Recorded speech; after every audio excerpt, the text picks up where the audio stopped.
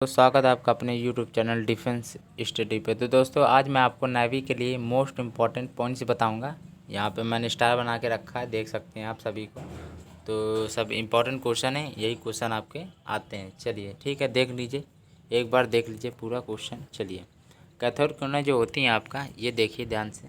जो कैथोड किरणें होती हैं वो अपनी सरल रेखी मार्ग पर चलती हैं। देखिए ऐसे क्वेश्चन पूछा जाता है, यहाँ से आपके क्वेश्चन बनाए जाते हैं। वही क्वेश्चन को मैंने यहाँ से लिए हैं। चलिए ठीक है, देखिए ऐसे पूछा जाएगा कि कैथोड किरणें कौन से मार्ग पे चलती हैं या कैसा मार्ग होता है उनका चलने का। तो उनका मार्ग होता है, कैथोड किरणें का सरल रेखी मार्ग होता है। पहला पॉइंट आपका यहाँ पर क्लियर हो गया। ठीक है, दूसरा पॉइंट है यहाँ पे, तथा अपने मार्ग में आने वाली वस्तुओं की परछाई बनाती है। चलिए ये ज़्यादा इंपॉर्टेंट नहीं था, पर ये इंपॉर्टेंट पॉइंट है, सरल रेखीय मार्ग पर चलती है। चलिए नेक्स्ट है, दूसरा पॉइंट है। ये पॉइंट कवर हो गया होगा। दूसरा पॉइंट की बात है, देखिए क्या क्या दिया गया है, आराम से पढ़िए इनको।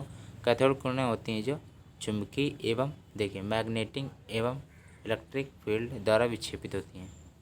ये ध्यान रखिएगा।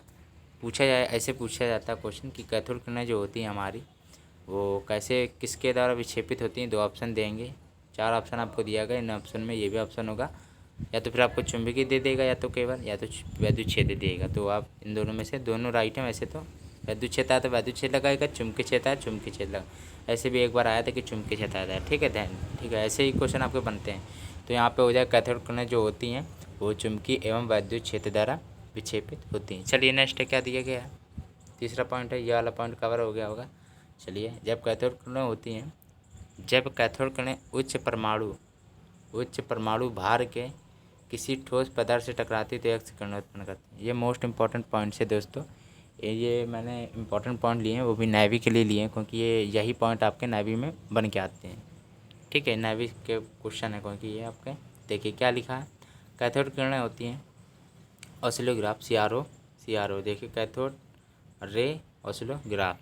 ठीक है, वह उपकरण होता है, क्या होता है देखिए, जो वैद्युत विभव में तीव्र गति से हो रहे परिवर्तनों की स्फुट दीप्ति पर्दे पर प्रदर्शित करता है। देखिए इसमें इंपॉर्टेंट पॉइंट ये था कि सरल रेखीय मार्ग पर चलती कैथोड किरणें और चुंबकीय एवं वैद्युत क्षेत्र द्वारा विक्षेपित होती हैं कैथोड किरणें। और ये अक्ष किरणें उत्पन्न कब करती हैं, जब उच्च परमाणु भार के किसी ठोस पदार्थ से टकराती हैं। ठोस पदार्थ होता है उसका उच्च परमाणु भार से जब टकराती हैं कैथोड किरणें। बस यही इंपॉर्टेंट पॉइंट्स। ठीक है, इसका इंपॉर्टेंट पॉइंट ये है कि कैथोड C हो गया, और R से रे और से ऑसिलोग्राफ ये उपकरण होता है। और ये कैसा उपकरण है ये भी पूछा जाता है। आपको पता होगा कि पवन वेग मापी, हाइड्रोमापी, हाइग्रोमापी सब आपको पता होगा ना। पता हो तो देख लीजिएगा मेरे वीडियो में जाके। देखिए ऐसा होता है, यह उपकरण ऐसा होता है कि देखिए वैद्युत धारा और वैद्युत विभव में तीव्र गति से हो रहे परिवर्तन को स्फुट पर्दे पर दर्शाता है। बस यही पॉइंट था। और इम्पोर्टेंट पॉइंट है, देखिए इनको क्या लिखा है, ये दिख रहा होगा शायद आपको। कैथोड किरणें के लिए E/m। चलिए E/m का मान सीधे पूछ लिया जाता है। चलिए क्या होता है, 1.76 इंटू 10⁻11 कूलाम बट्टे किलोग्राम। ठीक है, ऐसा भी होगा कि ऑप्शन में शायद ऐसे दे दिया है, किलोग्राम ऊपर जाएगा तो माइनस में चला जाएगा, -1। ठीक है, ऐसे भी हो सकता है। ठीक है, आप चिंता ना करिए, 1.76 इंटू 10⁻11 हो जाएगा। ये पॉइंट आपका कवर हो गया होगा। चलिए नेक्स्ट पॉइंट पे एक बात है, ये सारे इंपॉर्टेंट पॉइंट्स हैं। देखिए क्या दिया गया है, धन किरणें हैं, कोई बात नहीं। जो धन किरणें हैं वो वैद्युत एवं चुंबकीय क्षेत्रों द्वारा विचलित होती हैं। ठीक है, यह आपको आ गया होगा। तीसरा पॉइंट की बात है, देखिए क्या लिखा है, तीसरा पॉइंट क्या है, धन किरणें या कैनाल किरणें जो होती हैं। देखिए ये भी है कि धन किरणें को दूसरा नाम कैनाल किरणें होता है। यहाँ से एक पॉइंट बनता है आपका। ठीक है, और इसकी देखिए इसकी खोज आपके गोल्डस्टीन ने की थी। और वो कहाँ के रहने वाले थे, ये क्वेश्चन बनता है, तो जर्मन के रहने वाले थे। और वो कैसे थे, भौतिक शास्त्री थे। ये भी ध्यान रखिएगा, भौतिक शास्त्री थे।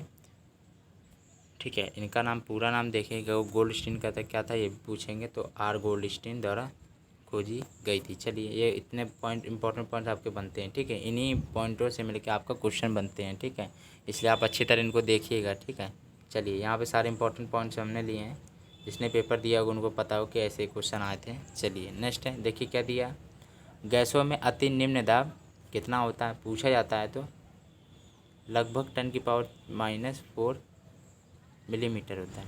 ठीक है, ध्यान रखिएगा इसको। ठीक है, चलिए नेक्स्ट है, क्या दिया गया है, पर गैस में परमाणुओं की संख्या इतनी कम हो जाती है कि पर्याप्त धन आयन उपलब्ध नहीं होते हैं, इस कारण कैथोड से इलेक्ट्रॉन उत्सर्जित नहीं होते, अब उत्सर्जन धारा रुक जाती है। ठीक है, चलिए, पर आपका इसमें मोस्ट इम्पॉर्टेंट पॉइंट यही था। ठीक है, ये आप ध्यान रखिएगा कि गैसों में अति निम्न दाब पूछा जाता है कि गैसों में निम्न दाब कितना होता है। निम्न मतलब कम से कम दाब, तो -10⁴ मिलीमीटर होता है। चलिए, ये आ गया होगा, क्लियर पॉइंट हो जाएगा। ठीक है, चलिए, दूसरा दिया क्या है और ये एक बार देख लीजिएगा। ठीक है, पर ये याद रखने वाली बात है। चलिए, जब कोई आवेशित कण होता है 90 डिग्री के अतिरिक्त किसी अन्य कोण पर चुंबकीय क्षेत्र में प्रवेश करता है तो इसका मार्ग कैसा होता है।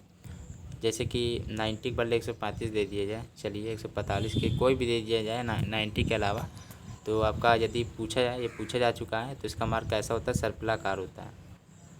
ठीक है, जितने भी यहाँ क्वेश्चन सारे इंपॉर्टेंट क्वेश्चन है, इसलिए अच्छी तरह देखिएगा। ये बार टाइम का मान होता है 1.76 × 10⁻11 किलोग्राम हो जाएगा।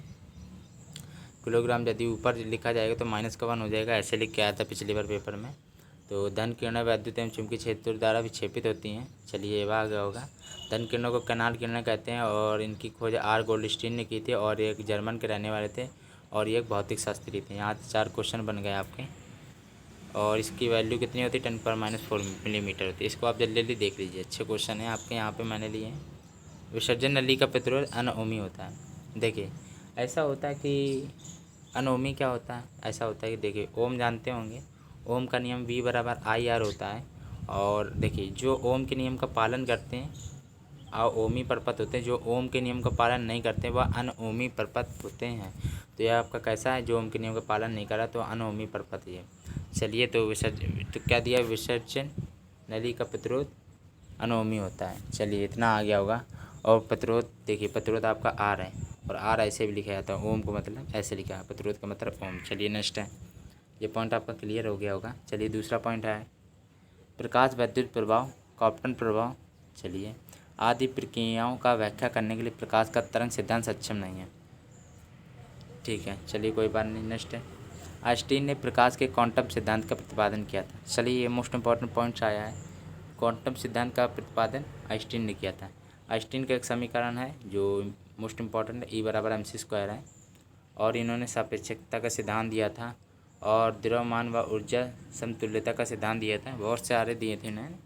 चलिए, देख लीजिए क्या क्या दिए हैं। क्वांटम सिद्धांत दिया, चलिए ठीक है। आइंस्टीन के सापेक्षता के सिद्धांत के अनुसार द्रव्यमान व ऊर्जा तुल्यता का भी सिद्धांत इन्होंने दिया था, आप इसको ध्यान रखिएगा।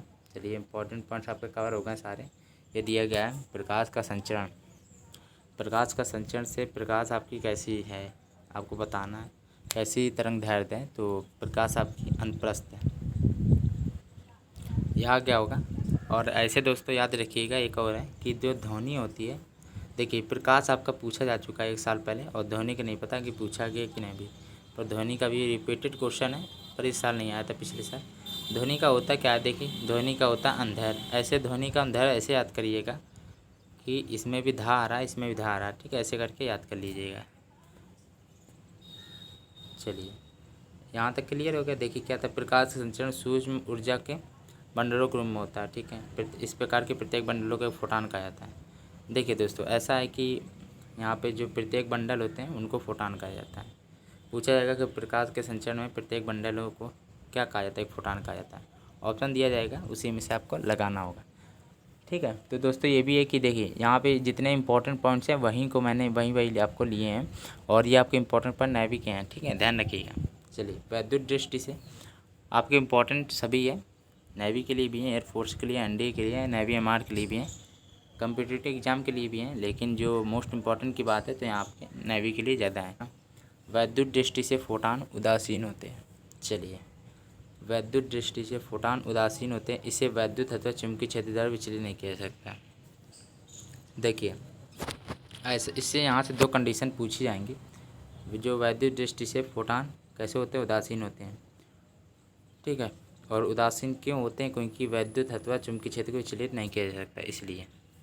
आगे होगा। चलिए, नेक्स्ट है फोटो सेल। पता होगा आपको, प्रकाश वैद्युत सेल होती है जो, वो क्या निकाय है, जो प्रकाश ऊर्जा, देखिए ऐसा होता है, प्रकाश वैद्युत सेल की बात है तो प्रकाश ऊर्जा को वैद्युत ऊर्जा में बदलती है। चलिए, ये आ गया होगा। दूसरा पॉइंट की बात है, प्रकाश वैद्युत सेल का व्यापक उपयोग प्रकाशमिति सिनेमा फिल्म से ध्वनि के पुनरुत्पादन, ऑन ऑफ पर्पज दरवाजों को स्वचालित खुलने और आग सचेतक आदि से संबंधित प्रवर्तन किया जाता है। चलिए ठीक है, पर ये प्रकाश विद्युत सेल का ये मोस्ट इम्पॉर्टेंट पॉइंट था कि ये प्रकाश ऊर्जा को विद्युत ऊर्जा में बदलता है।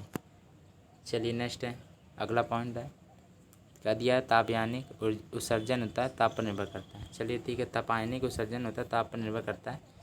ये इजी है, ताप पर निर्भर करेगा। चलिए नाम से पता चल रहा है जैसे, अर्थात इलेक्ट्रॉन ऊष्मा द्वारा ऊर्जा प्राप्त करता है। इलेक्ट्रॉन ई होता है, ई की वैल्यू 1.6 × 10⁻⁻19 कूलाम होती है, ये भी ध्यान रखिएगा। और चलिए इलेक्ट्रॉन ऊष्मा द्वारा ऊर्जा प्राप्त करते हैं। नेक्स्ट पॉइंट की बात है तो देखिए, प्रकाश विद्युत ऊर्जा में धातुओं में मुक्त इलेक्ट्रॉन फोटॉन आवेशित कर ऊर्जा प्राप्त करते हैं। चलिए कोई बात नहीं, चलिए यहाँ तक हो गया ना, प्राप्त करते हैं इतना आ गया होगा। चलिए नेक्स्ट क्या है, प्राप्त करते हैं यहाँ तक हो गया, ये पॉइंट अब बचा है। अवरोधक विभव स्टॉपिंग पोटेंशियल आपतित प्रकाश की क्या दिया है, आवृत्ति पर निर्भर करती है, फ्रिक्वेंसी है उस पर निर्भर करता है। ध्यान रखिएगा, ऐसे क्वेश्चन पूछा गया था एक बार पिछली बार नेवी में कि अवरोधक विभव होता है जो, वो आपके आपतित प्रकाश पर किस आपतित प्रकाश की किस यूनिट पर निर्भर करता है, तो आपका आवृत्ति हो जाएगा। ठीक है, ऐसे पूछा गया था। चलिए, और आवृत्ति का एक महत्वपूर्ण गुण होता है, मोस्ट इम्पॉर्टेंट पॉइंट है कि ऐसा होता है कि जब कोई ऑब्जेक्ट या कोई वस्तु एक माध्यम से दूसरे माध्यम में जाती है तो क्या नहीं बदलता है, कौन सी यूनिट नहीं बदलती, तो आवृत्ति आपकी रिमेन्स अनचेंज रहती है, मतलब कि बदलती नहीं, अपरिवर्तित रहती है। ठीक है, आवृत्ति नहीं बदलती जब एक माध्यम से दूसरे माध्यम कोई वस्तु जाती है। और एक क्वेश्चन आपका एक और बन रहा है कि जब एक गिलास होता है, गिलास में यदि पानी भरा है तो उसमें बर्फ़ डाल दी जाती है, तो पानी का तल क्या होगा, बढ़ेगा कम होगा? आप लॉजिकल सोचेंगे तो आपका बढ़ेगा, लेकिन आप ऐसे ना सोचना पेपर में, जब आपका पानी में जब बर्फ़ डाली जाती है तो जो पानी का तल होता है वो सेम रहता है। ठीक है, बदलता नहीं है, पानी का जो तल होता है वो बदलता नहीं बर्फ़ में, बर्फ़ डालने पर पानी पे। चलिए ठीक है, बदलता नहीं, वही रहता है, ये आपका क्वेश्चन पूछा गया है। ठीक है, आप अपना लॉजिक न लगाना, वही रहता है। चलो ठीक है, ऐसा होता है। ठीक है, जब गिलास में भरे पानी के गिलास में बर्फ़ डाल दी जाए, पानी तल वैसा रहता है। ठीक है, ध्यान रखिएगा, बदलता नहीं। तो दोस्तों ये इंपॉर्टेंट पॉइंट्स थे नेवी के लिए। चलिए तो दोस्तों, यदि आपको मेरा ये वाला वीडियो अच्छा लगा तो प्लीज़ लाइक एंड सब्सक्राइब करना बिल्कुल ना भूलिएगा, और मेरे यूट्यूब चैनल डिफेंस स्टडी से बने रहिएगा। धन्यवाद।